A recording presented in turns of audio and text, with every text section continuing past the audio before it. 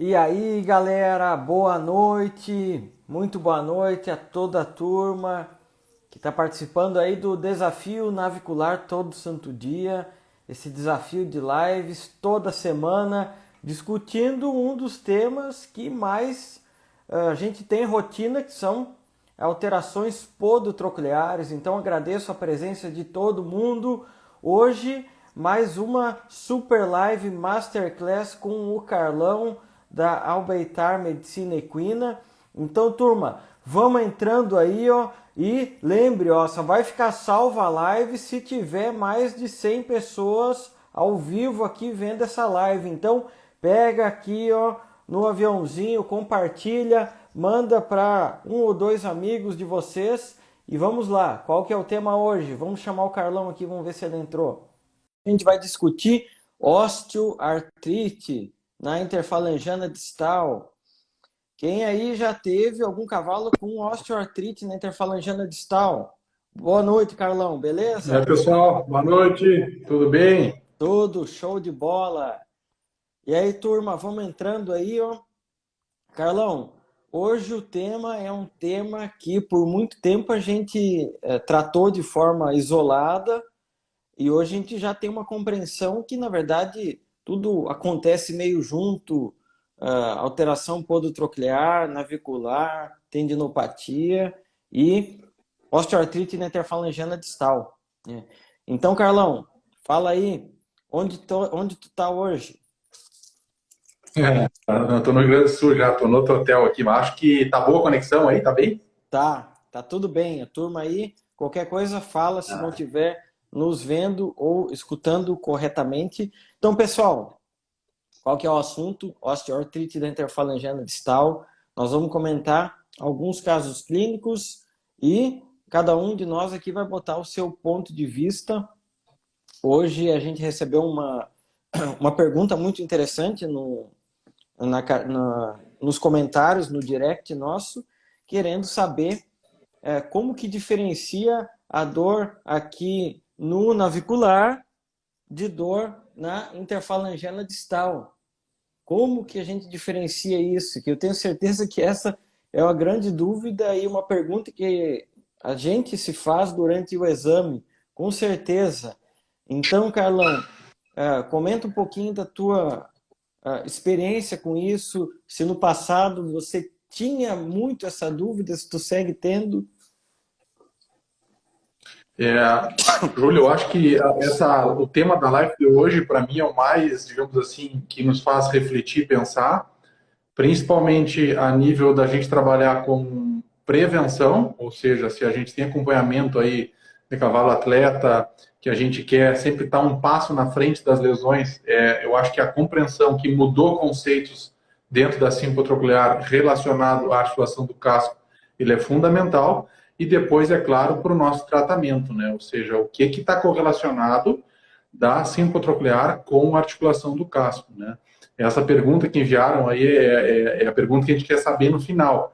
Mas eu acho que a gente tem que entender primariamente o que se correlaciona da articulação interfalangistal com o osso navicular e esse síndrome hipotroclear. E aí, de repente, a gente pode começar o assunto, Júlio, falando que uma pergunta antes dessa a gente responder o que pode levar a uma degeneração da articulação do casco, né? Quais seriam, assim, os passos que a gente poderia ter para um cavalo levar a degenerar essa articulação? Então, eu acho que a gente poderia elucidar, talvez, assim, talvez uma causa primária, uma lesão no colateral, né, da articulação, ou seja, ele fazendo um processo inflamatório, desencadeando toda aquela cascata inflamatória de enzimas e metabólica e levando a dano na cartilagem e isso levar a uma degeneração. Bom, depois a gente poderia pensar numa causa, digamos assim, mais mecânica, talvez, né? Por impacto, inflamação da própria articulação e isso desencadear um processo inflamatório sendo no mesmo caminho degenerativo. Depois, uma causa talvez biomecânica, né? Que não deixa de ser mecânica, mas Sim. o principal responsável pela estabilização dessa articulação, a gente vai saber que é o flexor distal profundo, né? Juntamente com o ímpar, o navicular, mas o profundo é quem mais estabiliza essa articulação. E se a gente pensar que uma lesão no flexor distal profundo pode nos causar instabilidade, ou seja, deixar essa articulação em movimentos assim, não sincrônicos, digamos assim, a gente pode ter pequenas agressões na cartilagem, geralmente vai ser em um côndilo mais que outro, e ali desencadear um processo inflamatório. E aqui vem a pergunta, e eu acho que vai ser a maior discussão nossa, como uma lesão no osso navicular poderia também influenciar numa degeneração da articulação interfalangeana distal, né? Ou se em processo inflamatório na articulação poderia nos desencadear uma lesão de síndrome hipotroclear. E aí que fica a questão do dia a dia, né, Júlio? Se eu tenho, às vezes, aumento da invaginação sinovial e eu faço somente uma infiltração na bursa, será que eu estou tratando essa, digamos assim, esse talvez primeiro sinal de degeneração do navicular ou é um sinal de degeneração da interfalangeana distal? Eu acho que esse é os conceitos que mudaram nos últimos anos, né? Não sei se quer aumentar alguma coisa, a gente vai falando sobre alguns artigos que a gente tem que refletir. Então, eu gostaria de saber de quem aqui, o público que está nos assistindo, que eu vi aqui entrando, tem vários veterinários, o que vocês fazem lá? Tu tá lá no campo de batalha, lá examinando o cavalo, o cavalo tem um bloqueio digital palmar, melhora um pouco, bloqueio abaxial zera, e aí você radiografa o casco, o cavalo tem um pouco de alteração no navicular, um pouquinho de alteração na interfalangeana distal. Eu quero saber o que vocês fazem lá na prática para tentar definir qual é o grau de relevância entre interfalangeana distal e osso navicular e as estruturas de tecido mole que estão junto desse contexto, né? Então, eu quero ver se a turma responde aí, pessoal. Pode colocar aqui nos comentários aqui embaixo. E também, se tiver alguma pergunta, pode fazer.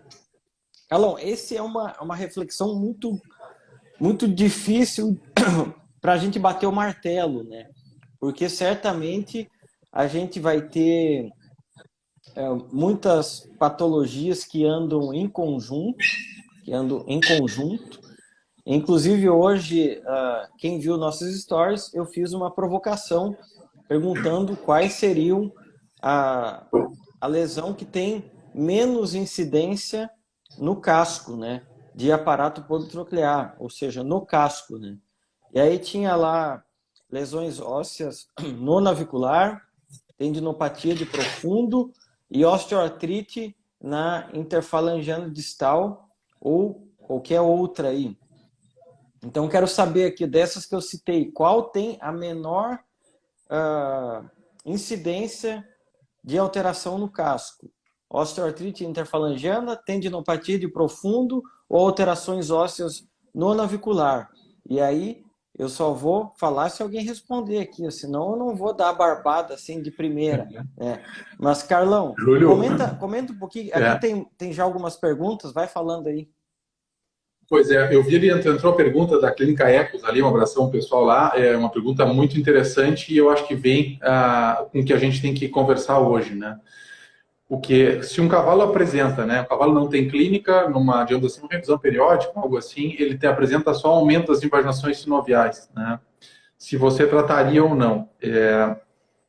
Óbvio que vai depender muito digamos assim, de um todo, talvez até principalmente da idade do cavalo e do nível de intensidade que ele apresenta como atleta, porque se ele não tem clínica.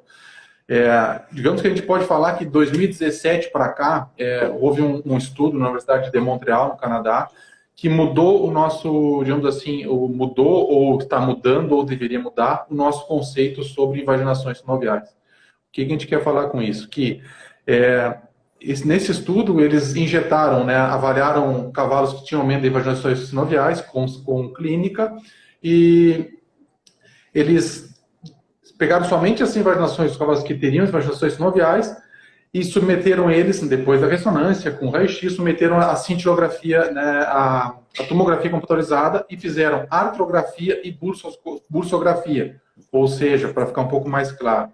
Eles injetaram contraste, né, essa parte muito técnica do contraste, eu Noto que não saberia explicar para vocês, mas após a injeção desse contraste, eles viram o quê?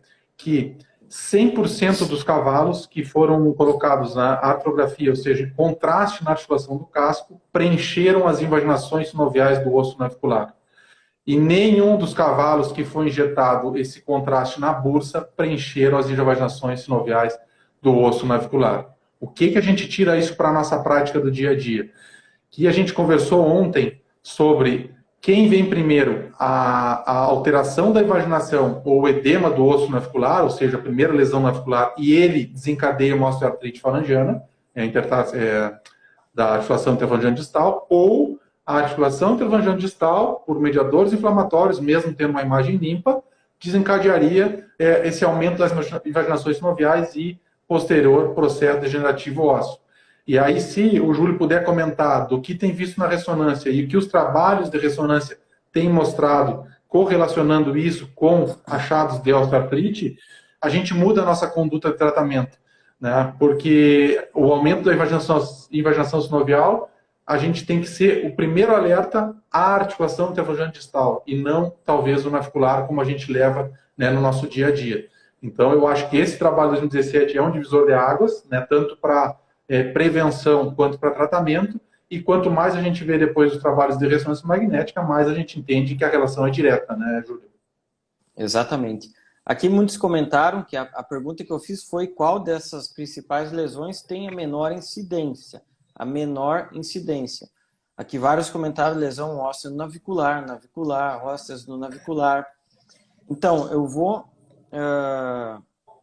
começar comentando alguns dados referentes a dados estatísticos de ressonância, avaliando aí a incidência de lesões, né? Por que a gente comenta de ressonância no casco? Porque a ressonância no casco, ela é o padrão ouro, né? Porque a gente tem essa anatomia, que tem vários tecidos moles, a gente tem alterações estruturais que só com raio-x e muitas vezes com ultrassom a gente não consegue fazer um diagnóstico perfeito, né?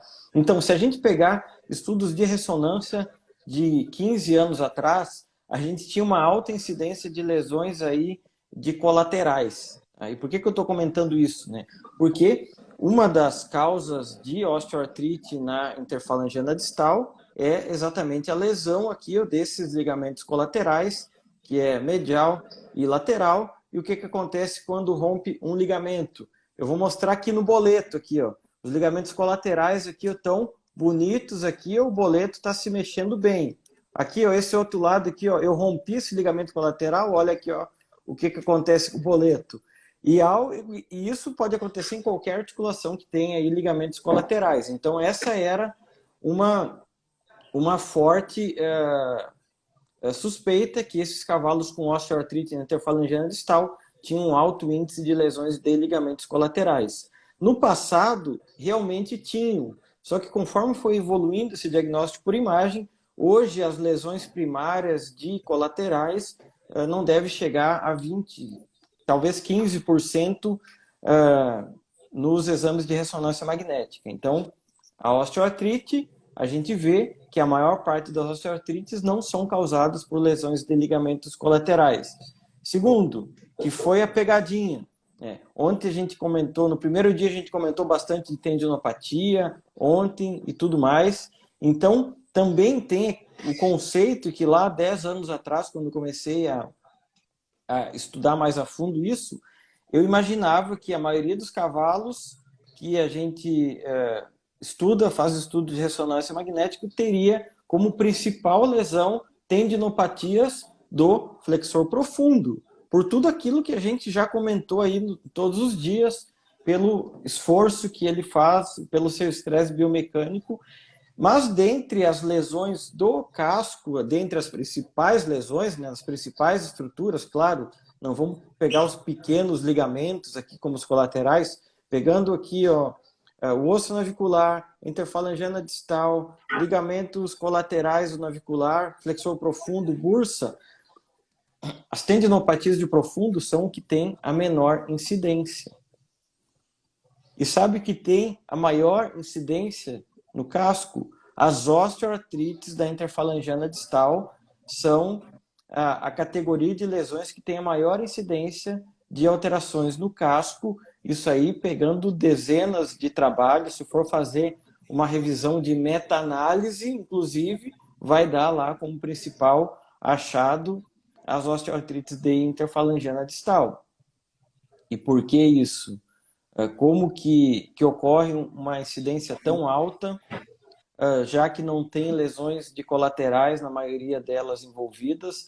Será que essas osteoartrites interfalangiana distal são pura e simplesmente pelo estresse biomecânico do exercício, do impacto que altera o padrão do osso subcondral e começa a alterar o padrão da cartilagem e leva uma sinovite e depois evolui para um processo de osteoartrite? Então, essa é uma pergunta que eu gostaria de escutar aí a resposta do Carlão. Qual que é o ponto de vista que ele tem aí? Eu acho, né, Júlio, com o que tem se proposto atualmente sobre síndrome hipotroclear e a relação com a ativação intervalhante distal, eu diria que, me atreveria talvez a dizer, que a causa primária da osteoartrite interfalangiana distal é uma inflamação do osso navicular, né? E essa inflamação do osso navicular, por comunicação das invaginações sinoviais com a articulação, começaria a ativar o processo aquele de mediadores inflamatórios interarticulares.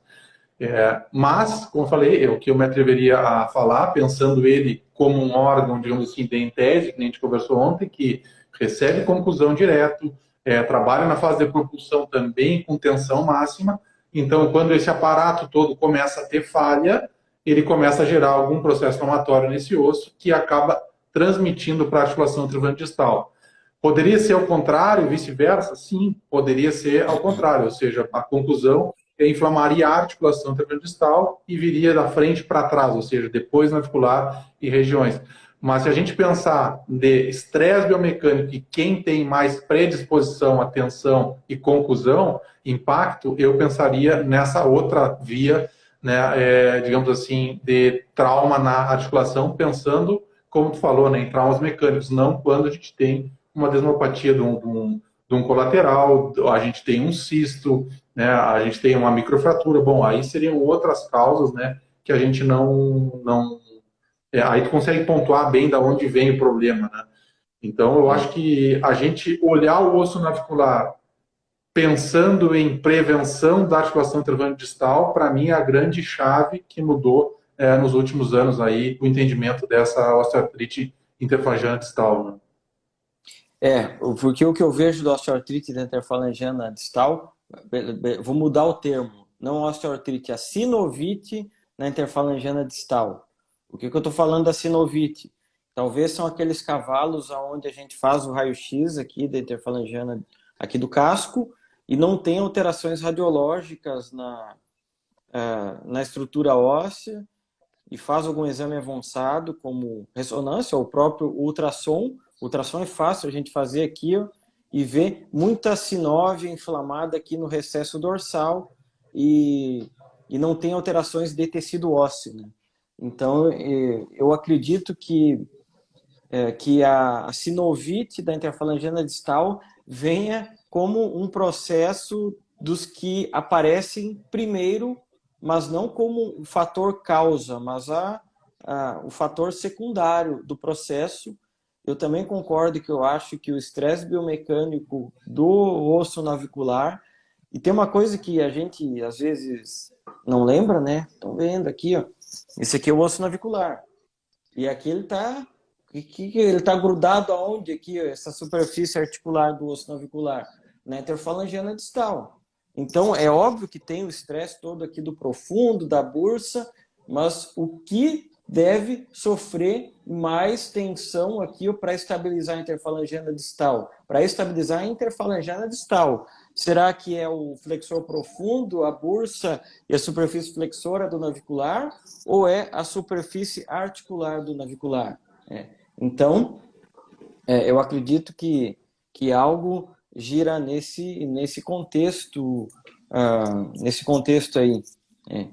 Então, realmente... E outro comentário, né, Júlio, que a gente começa a querer dividir, né, o que vem primeiro, o que vem depois, mas tudo está acontecendo com o cavalo em movimento, né, ou seja, aquela recepção, É, né, da mão no chão, aquela baixada que o côndilo dá em cima do navicular, o coxim esmaga navicular e profundo.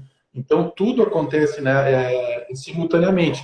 E essa que o Júlio falou sobre o ultrassom no recesso dorsal, da interferência distal, ele é um grande, digamos assim, sinalizador para a gente que o processo degenerativo se instalou. Né? A gente não tem que esperar aparecer remodelação articular para tratar. Assim como, exatamente. em função dessa questão anatômica, a gente não pode também, quando tem aumento de vaginações sinoviais, não tem ainda talvez um recesso com uma sinovite muito, digamos assim, já levando para o lado de cronicidade, quando o Vention pode também só tratar, pensar na bursa, porque talvez a gente não está tratando aquilo que é o que mais acomete dentro do casco, que é a osteoartrite intervalo junto depois com o navicular, né? Então, é Exato. esse parâmetro de interpretação que a gente acha muito positivo. Porque quando a gente já vê o segundo passo, um cavalo que já tem degeneração, né, na articulação, já tem um navicular com bastante remodelação, já tem um profundo. Bom, a gente está pegando esse cavalo no final da trajetória dele, né? E o que a gente pode Exato. atuar mais precocemente é nessa fase que a gente está comentando, bem inicial, né? E Exatamente. uma E coisa o que o também, Júlio, André. Isso que tu, só para pontuar um comentário aqui, que o André comentou, alterações do tecido ósseo demoram a aparecer. É exatamente isso, né? Quando a gente viu no raio-x é porque já aconteceu há muito tempo. Né? É quando já teve muita remodelação na matriz óssea para a gente visualizar no raio-x, né? E por isso o alerta do uso do ultrassom ou nos detalhes que por vezes a gente passa batido da imagem. Né? Segue aí, Carlão. não, e comentar que conforme a gente vai conversando e entendendo essa conexão alta da articulação do casco com as estruturas podonucleares, mais específico tem que ser o nosso exame. Né? Antes da gente, às vezes, tentar entender na nossa cabeça o que está vindo primeiro, depois que a gente fez um raio-x, antes disso a gente tem que coletar dados com ultrassom. Depois que tu coletou dados Isso. radiológicos e de ultrassonografia e está tudo, digamos assim, quase que numa normalidade, bom, aí tu vai fazer essa relação na cabeça de tu começar a prevenir. Agora, não adianta também a gente pegar um raio-x, né, que tem alguma invaginação sinovial aumentada, uma pequena alteraçãozinha de interfalangiana e botar o ultrassom de lado, né? Então, lembrando que esse exame tem que ser completo para a gente depois montar, digamos assim, o mapa da causa da lesão, né? E aí a gente tratar, né, pensar no tratamento. Se a gente não entender essa comunicação e da onde vem a patologia, eu acho que fica muito mais difícil o tratamento. Exatamente. Carlão, tem um caso muito legal aqui, ó. Pessoal, ó, só vai ficar salvo essa live se tiver mais de 100 pessoas ao vivo, hein? Depois não vem chorar para eu mandar a live que não vai ficar salva não, hein? Carlão, deixa eu virar aqui, tu vai falando desse caso aqui, ó. Tá, Então, beleza. histórico, claudicação, blá, blá, blá. Vamos já ver o grau de claudicação aqui. Então pode ir contando aí a Tá. história. Tá rolando aí, tá, né? Bom, pessoal, esse é um Uhum. cavalo que competia o freio de ouro jovem, né? Uma categoria para jovens, adolescentes, tá? Com histórico de claudicação crônica, bloqueio de tal palmar positivo. Isso a gente já está vendo ele já bem mais no final da carreira atlética dele. Eu acompanhei esse cavalo já quando ele claudicou, digamos assim, já tinha esse histórico crônico, mas eu acompanhei ele um tempo. Tá? Então a gente nota aí que ele tem uma claudicação do anterior. Pode virar. Ele está anterior direito, ele acabou virando no final bilateral. Se tu quiser depois ler o histórico dele, Júlio, esse é o vídeo que a menina mandou hoje, porque a gente vai resgatar os vídeos e não tem. Tá? Mas pode ler, Júlio, que fica melhor para eu não consigo enxergar aqui. Então, é a inspeção membro anterior esquerdo, sempre para frente do membro, uma posição antiálgica. Na época, ele tinha uma claudicação moderada da mão esquerda, teste de flexão positivo e bloqueio digital palmar positivo. E aí, essa imagem aqui já é agora recente, né? Então, isso aqui já é uma Isso. claudicação severa, né? O que antes era uma claudicação aí moderada. E aí agora já tem mais envolvimento, inclusive da mão direita, que antes não tinha, ao menos um envolvimento tão evidente assim, né? Isso aí, tá? Júlio, mais era um vídeo mais ilustrativo do animal só, né? Mas, onde fala, e tem essa questão do bilateral e unilateral, né? A gente nota desses pacientes, às vezes eles começam com uma claudicação unilateral e conforme o passar dos anos na vida atlética, eles vão instalando lesões no outro membro, fazendo lesões depois bilaterais relacionadas ao dígito sinopotroclear, osteoartrite. Então, esse era o raio-x dele, né? A gente notava... Quer botar a lateral medial primeiro, Júlio? Na outra aí? Tá? Não sei se está... Aí. A gente notava, né? Isso já mais no terceiro ano de vida atlética dele, uma osteoartrite, ou seja, muita remodelação, processo tensor e face dorsal da segunda falange, né? Ou seja, uma osteoartrite interfalangeana distal já instalada, com um processo crônico, tinha muita proliferação de sinóvia no ultrassom. Tá? E quando a gente visualiza o navicular, também a gente não notava já uma região de diferenciação da região compacta para esponjosa, como a gente gostaria. A gente nota na região das invaginações sinoviais um pouquinho já de aumentadas escleroses, remodelações. Então, ou seja, é um cavalo que a gente consegue juntar, linkar essa questão toda que a gente está falando. Tanto alterações no osso navicular, quanto na interfalangeana distal. E aí, se o Júlio quiser voltar na dorso palmar, aquela que colocou, aí a gente notava, né, um navicular com as invaginações sinoviais, não sei se está aparecendo bem aí, tá? Alteração das invaginações sinoviais. A gente nota na região da fossa da segunda falange um pouco mais de lise também, tá? Ou seja, tinha alterações ósseas aí, né, compatíveis tanto quanto osteoartrite da interfalange distal, quanto de sinopotroclear em alterações radiológicas. Quando a gente faz o ultrassom desse cavalo, vocês têm que mostrar aí, Júlio. Tá? Essa é uma imagem sem tricotomia, a gente via na quartela alterações de, primeira coisa, a arquitetura dos lóbulos, ou seja, a gente não tem lóbulos simétricos, a gente tem uma peritendinite de flexor distal profundo instalada, tanto o lóbulo medial quanto lateral. Se quiser passando a outra, que a gente vai fazer na sequência.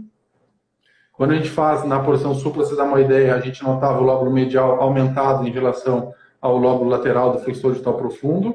Tá? Depois tem uma outra imagem agora, Júlio, na sequência da quartela aí, onde a gente faz, essa seria a avaliação ultrassonográfica dos ligamentos colaterais da interfalangiana. A gente notava o ligamento medial à esquerda aumentado de volume em relação ao da direita, com alguma alteração de ecogenicidade.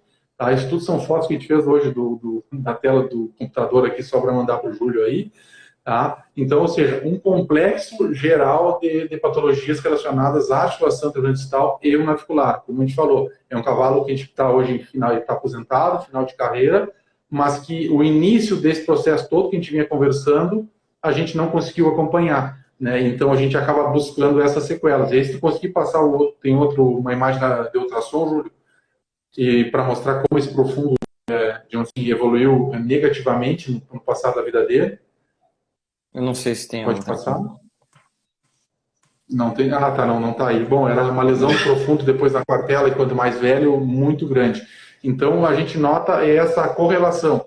E aí, se a gente olhar esse raio-x e essas lesões, a gente pergunta quem veio primeiro. A gente não tem como saber, porque se a gente pensar, o flexor distal profundo gerou instabilidade na articulação do casco. Pode ter levado essa lesão da osteoartrite a longo prazo. Ele tem uma lesão de colateral também e tem lesões de osso navicular. Então acaba sendo progressivo, né? Uma lesão acarreta a outra, né? Vocês querem comentar esse caso aí, Júlio, da avaliação? Exatamente. E aí o grande erro que eu já cometi, amanhã quando a gente for falar sobre tratamento, vou mostrar esses erros que a gente comete e acaba colapsando a articulação interfalangiana distal, exatamente por ter pegado o cavalo já nesse momento ou diagnosticado simplesmente, e esse é o maior erro que a gente comete, né? É diagnosticar simplesmente a osteoartrite na interfalangiana distal, e aí você trata só a interfalangiana distal, e aí possivelmente o cavalo vai ter uma certa melhora nas primeiras semanas, e aí depois, se você colocou o corticoide aqui, o futuro disso é partir para um processo degenerativo lá no final, porque provavelmente você não está tratando a causa, né? Você está tratando só a ponta do iceberg, que é essa osteoartrite interfalangiana distal. Então, o que fica de mensagem inicial aqui é o diagnóstico precoce, né? se lá no início, tivesse sido diagnosticado uma lesão inicial de tendinopatia de profundo e só uma sinovite na interfalangiana distal, talvez o teu manejo na época seria diferente, né, Carlão? Eu imagino, né? Com certeza, né, Júlio? Porque eu falei, a gente não sabe o que começou primeiro, né? Porque se foi lesão do profundo, se foi o colateral ou a osteoartrite interfalangiana. Então, a gente tem que trabalhar com os três durante um certo período, mas chega um momento que assim, eu não posso olhar o raio-x só e achar que ainda controla a interfalangiana, sendo que ele tem o ligamento colateral comprometido e o profundo que não vai melhorar, vai acabar desenvolvendo uma síndrome degenerativa do profundo crônica, né? Então é um cavalo que hoje a gente optou por aposentar, né? Claro, no vídeo ele estava com a outra mão, a mão direita mais dolorida, mas por outras funções também. Mas a questão toda é essa, esse desbalanço biomecânico acaba afetando o todo do cavalo, né? Exatamente, exatamente. E uma pergunta que a gente deixou no ar, mas não respondeu ainda, que é como a gente vai diferenciar lá no momento inicial, é óbvio, uma coisa é você pegar um raio-x igual tu mostrou aí, onde já tem uma osteoartrose, um processo degenerativo, aí, bom, aí não precisa de muitas respostas, né? E não adianta tu querer tentar achar o motivo inicial, porque já está num processo degenerativo. Mas a grande dúvida da maioria que está aqui, inclusive a nossa, muitas vezes, é exatamente isso. Quais técnicas utilizar para tentar diferenciar essa dor de osso navicular, é tendão profundo ou é a interfalangiana. Então, Carlão, só deixa eu mostrar aqui, ó. Pessoal, quem está inscrito lá nos grupos do navicular, deve ter recebido já. Eu e o Carlão resolvemos unir forças e juntar primeiro um monte de erro, né? Todos aqueles casos que a gente errou, a gente aprendeu um monte, né? Então a gente montou, não, vamos ensinar a turma a passar esse conhecimento sobre síndrome podotroclear. Então a gente montou um treinamento que você pode fazer desde o estudante até o veterinário que já está no campo. Antes de eu responder a pergunta, eu vou mostrar rapidinho como que está a plataforma. Quem quiser, já inscrições abertas hoje, agora.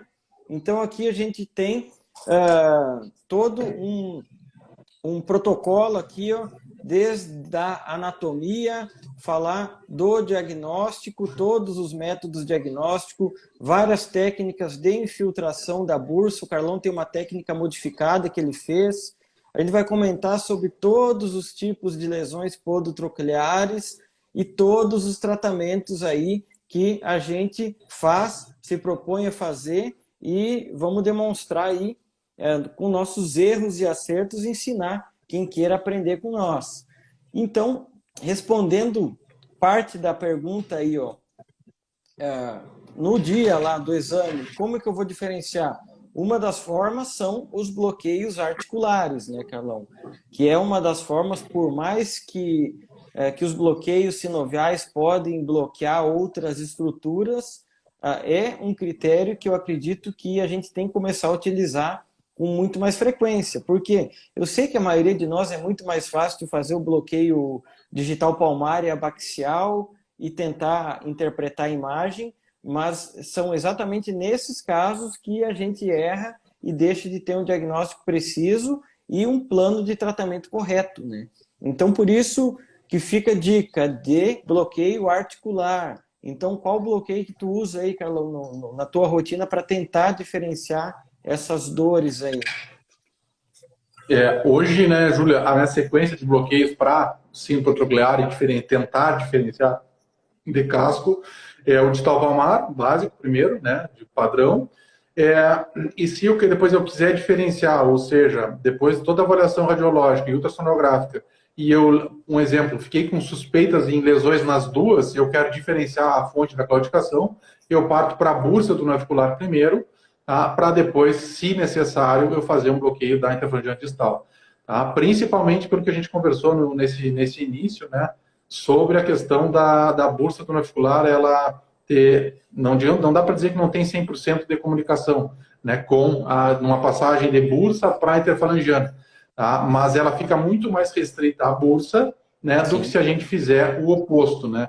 E fora, se a gente faz, às vezes, na opinião de fazer o bloqueio da interfalangiana distal, dependendo do volume, ela pode, inclusive, às vezes, até bloquear os ramos do distal palmar e, às vezes, já perde o teu padrão também de bloqueio de bursa, né?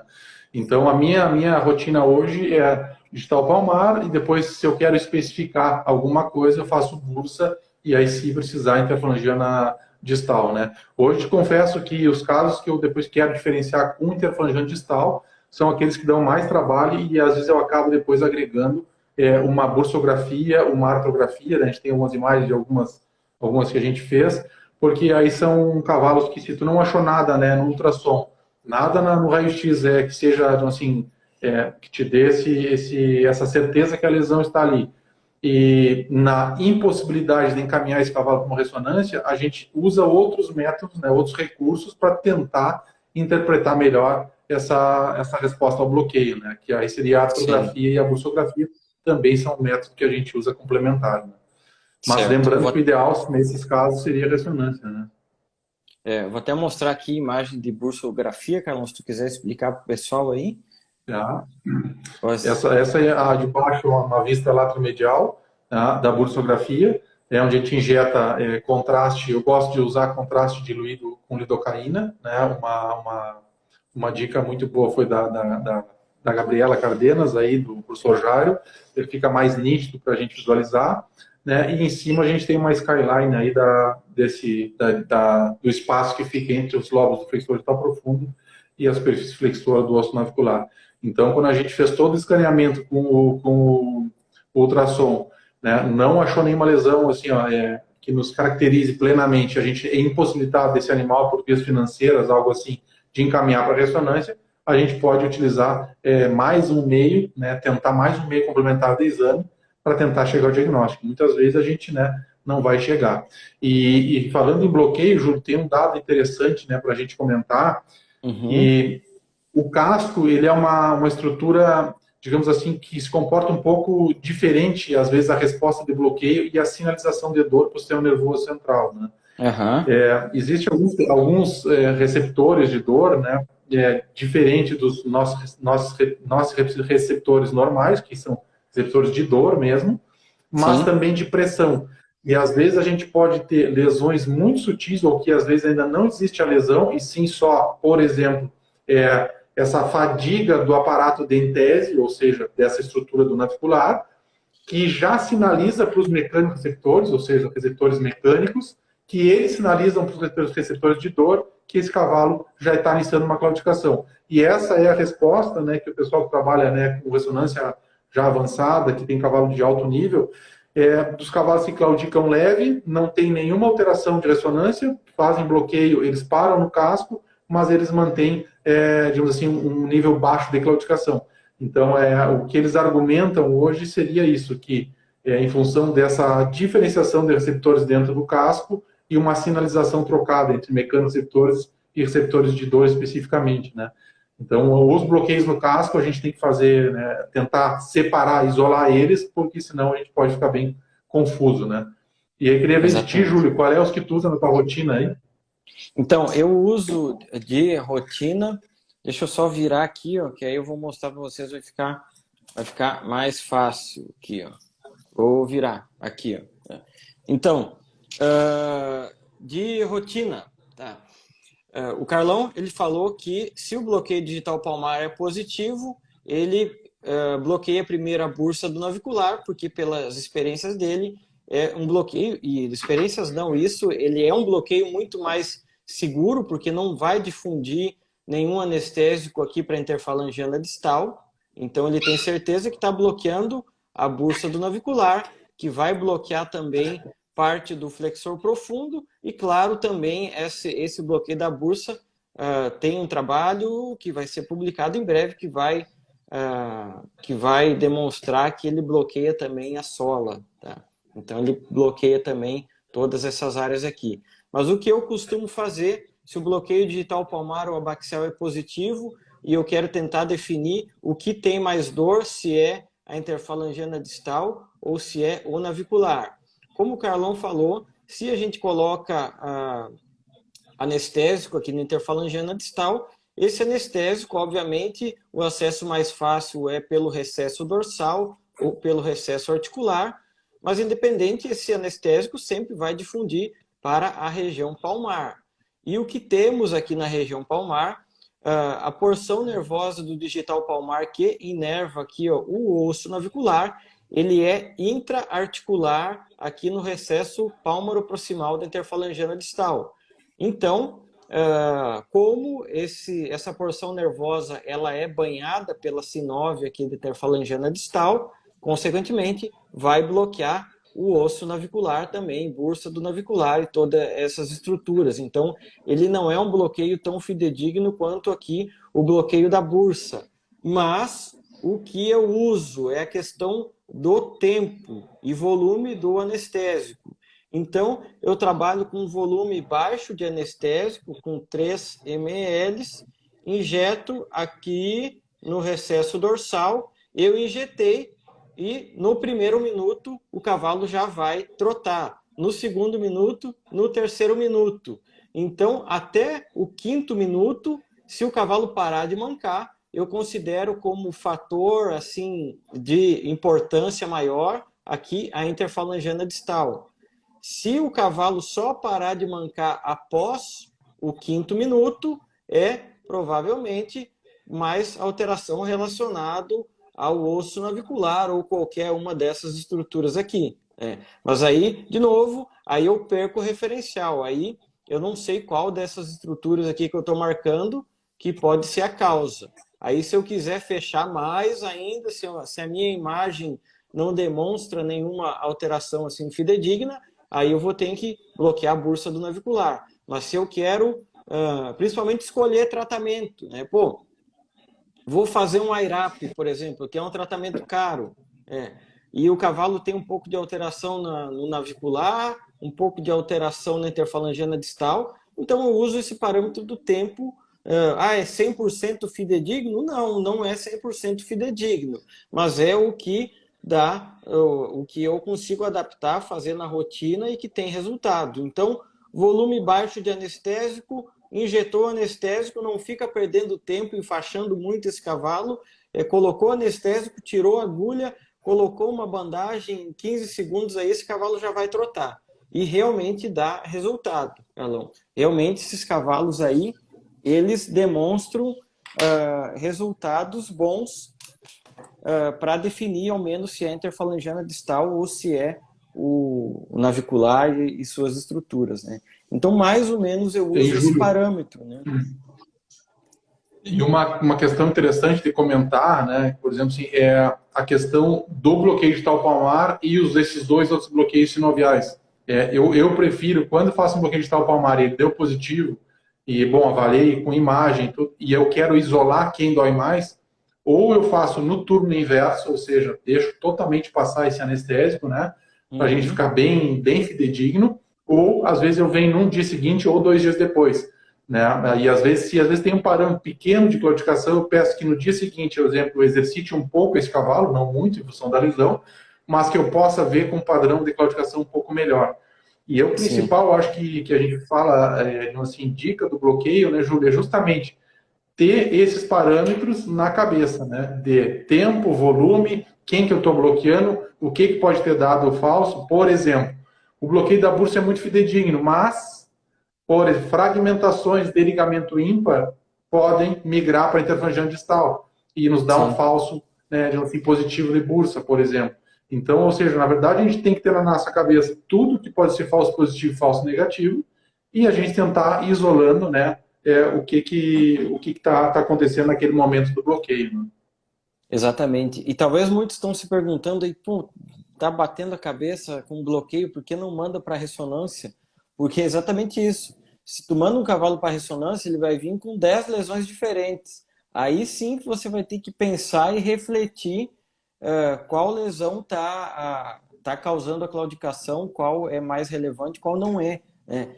Por isso a gente começa a refinar esse padrão clínico e é o que a gente vai demonstrar nesse treinamento, o navicular todo santo dia, onde a gente vai realmente abrir a nossa caixinha de ferramentas para vocês, falando tudo que a gente sabe de navicular, com encontros ao vivo, muita anatomia, diagnóstico, lesões, tratamentos, casos clínicos. Então, se você quiser fazer parte, quem faz parte dos grupos já vai receber o link, já recebeu por e-mail. Então, Carlão, comenta, tem mais um caso clínico aqui para te comentar, um caso que você mandou, umas imagens boas, que são as alterações das osteoartrites palmares, né? O que são as osteoartrites palmares aqui da interfalangiana distal?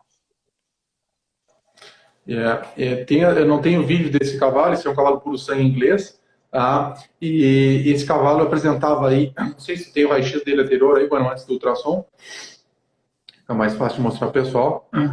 A imagem da esquerda da tela, né, onde a gente apresenta uma remodelação, né, na face palmar da segunda falange, tá, tanto condilar quanto mais de inserção. E no raio-x da direita, aí, o membro saudável, a gente nota a diferença anatômica das duas regiões, né? Então, ou seja, nem sempre a gente vai ter uma osteoartrite clássica dorsal, né, com os osteócitos dorsais. E aí vem a questão da gente começar a fazer o link de tudo, né? A diferença desse cavalo para o outro cavalo crioulo, principalmente era a angulação de casco. Esse cavalo por sangue tinha uma angulação extremamente de casco, ou seja, em pé, mais encastelado nas duas mãos, e o cavalo crioulo tinha uma conformação de casco mais achinelado, ou seja, eixo quebrado para trás. Então, quando a gente começa a lembrar tanto da fase de recepção quanto de propulsão, onde cada um vai atuar, a gente às vezes consegue entender biomecanicamente por que às vezes com um animal desse faz uma lesão mais palmar na interfalangiana e o outro mais dorsal, né? Tem a imagem ultrassonográfica aí também, Júlio. Essa imagem ali que a gente está colocando a sonda lá em cima. Tá? A imagem da esquerda, a gente vê uma remodelação da segunda falange. Tá? Ou seja, essa remodelação já provavelmente começa a comprometer e pressionar o ligamento dorsal do navicular. E na imagem da direita, né, com sonda microconvexa, a gente nota a borda da segunda falange totalmente lisa e limpa, né? E eu acho que vocês têm mais uma imagem aí, Júlio. E num corte transversal, né, esse caso aí está no Instagram, se vocês quiserem, né, visualizar, que fica um pouco melhor a imagem.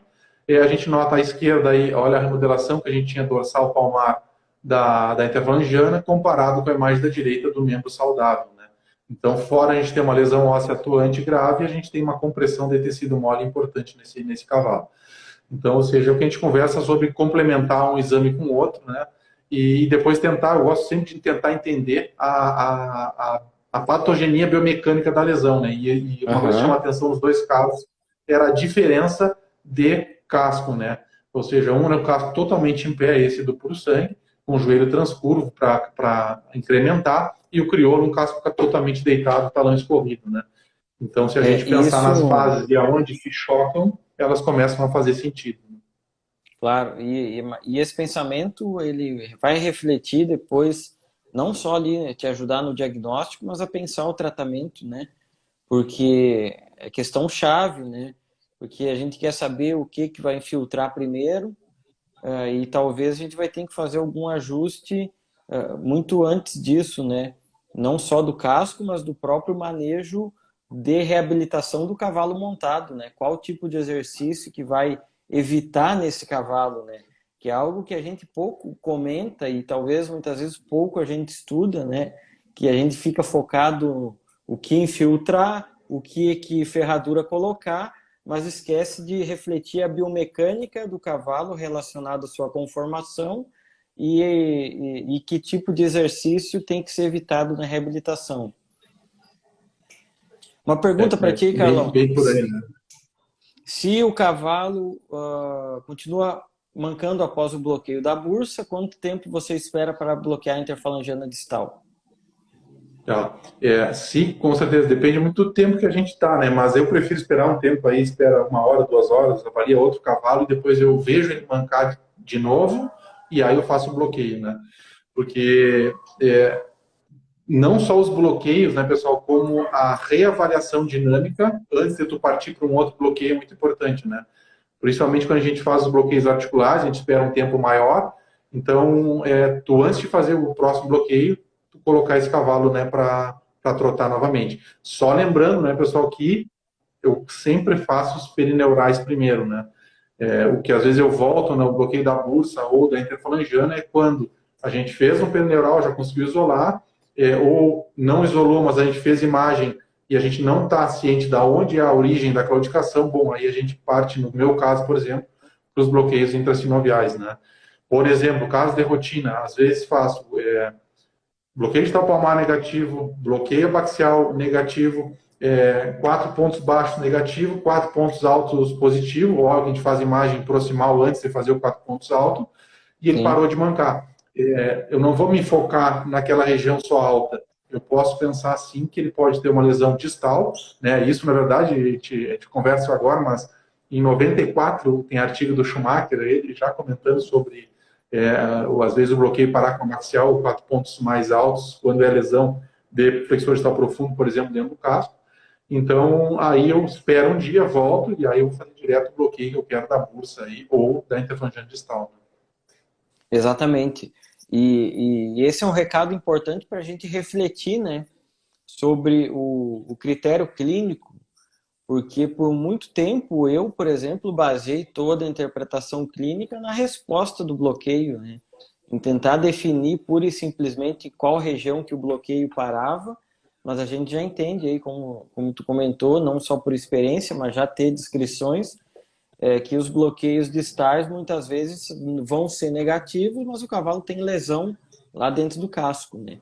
Isso é algo muito importante e que faz parte do que a gente vai comentar amanhã, que são os tratamentos, tá? Então amanhã nós vamos comentar, fazer uma discussão sobre os tratamentos dessas principais patologias que a gente já comentou aqui durante esses 3 dias já. Lembrando, qual a principal patologia que a gente encontra no casco? Vamos lá, se a turma tá atenta aqui, ó, comenta aqui, ó, qual a principal patologia que a gente vai encontrar no casco? Que você pode aí, ó, colocar como um diagnóstico diferencial lá no top 1. Então tem uma patologia que que está dentre as mais comuns. Então, pessoal, relembrando, eu e o Carlão nos unimos para dar um curso, um treinamento online que se chama Navicular Todo Santo Dia. É um curso que ele é barato, é acessível. Se você quiser aprender mais sobre síndrome podotroclear, a gente, além de material gravado, vai ter aulas ao vivo para ajudar você nos seus casos. Então, a gente fica à disposição e amanhã a gente volta aqui, ó, às 9 da noite. Nós vamos discutir tratamento. Isso aí, ó, principal top 1 de diagnóstico diferencial no casco, realmente osteoartrite na interfalangiana distal. Carlão, palavras finais aí?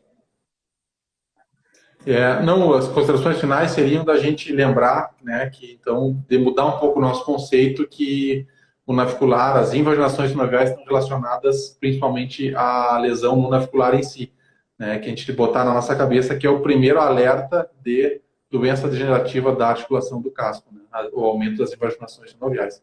Esse eu acho que era o grande alerta que fica aí de mudança de conceito que a gente tem que botar na nossa cabeça, né. Exatamente.